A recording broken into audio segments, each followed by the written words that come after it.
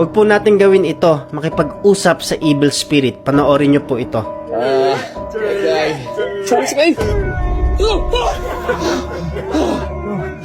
Come on, do it again. Come on. Again. Grab it. Come on.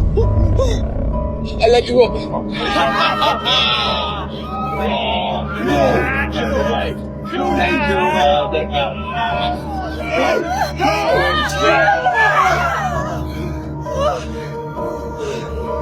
Parang normal na lang sa ngayon yung mga bagay na ito at ginagawang biro. Pero biblically speaking, hindi dapat ginagawa ito. Una, dahil ito ay abomination sa harapan ng Panginoon. Leviticus 19 verse 31, huwag kayong sasangguni sa mga kumakausap sa mga espiritu na mga namatay o sa mga manghuhula. Kayo ay ituturing na marumi kapag sumangguni kayo sa kanila. Ako si Yahweh, ang inyong Diyos. Isa iyan mga kapatid kung bakit pwedeng maposes ang mga bata sa panahon natin ngayon. Kahit matatanda dahil sa mga practices na yan. Why? Ninonormalize ang bagay na yan. Nadidemonize. Once you have the tool, spirit of the glass, feng shui, mga iba pa, mga demonic practices at rituals, hindi ka naman agad-agad mapoposes eh. Nanonormalize lang. Nadedemonize lang.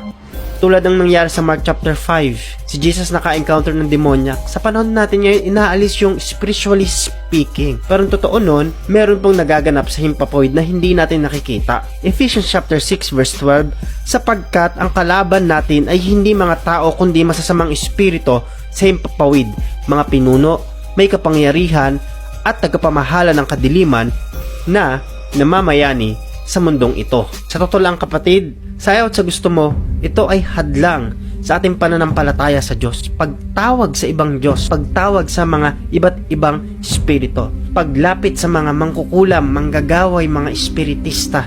Diyan po nasasaktan ng banal na espiritu. Kailangang magtiwala tayo sa salita ng Diyos. Hindi natin dapat paniwalaan ang lahat ng espiritu, kundi suriin dapat natin ang mga espiritu. 1 Thessalonians chapter 5 verse 19, huwag niyong hadlangan ang ginagawa ng banal na espiritu at huwag niyong hamakin ang mga pahayag ng Diyos.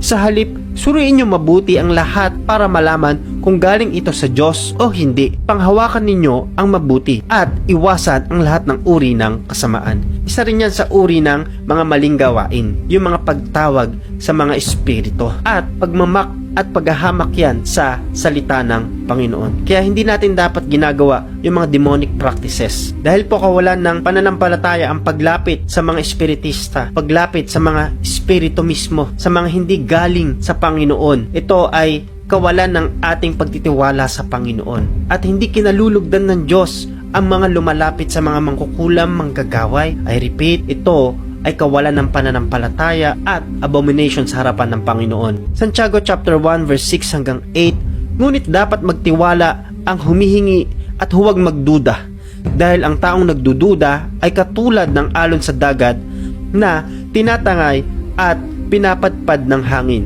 Ang ganitong tao ay hindi dapat umasa na may matatanggap mula sa Panginoon, dahil nagdadalawang isip siya at walang katiyakan sa mga ginagawa niya. Sa salita ng Diyos po tayo dapat magtiwala. Ito ang panghawakan nating mga pangako ng Panginoon. Hindi sa tao, hindi sa mga espiritu. Ito ay pandaraya ng kaaway. Kahit si Satanas, kaya niya magpanggap mga kapatid na mabuti. Pero ang dapat nating pagtiwalaan, dapat nating panampalatayanan ay ang Panginoon.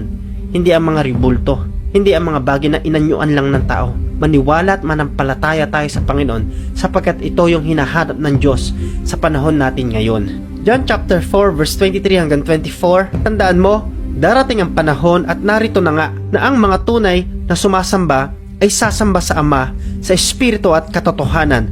Ganito ang uri ng mga sumasamba na hinahanap ng Ama. Ang Diyos ay espiritu, kaya ang sumasamba sa Kanya ay dapat sumamba sa pamamagitan ng espiritu at katotohanan.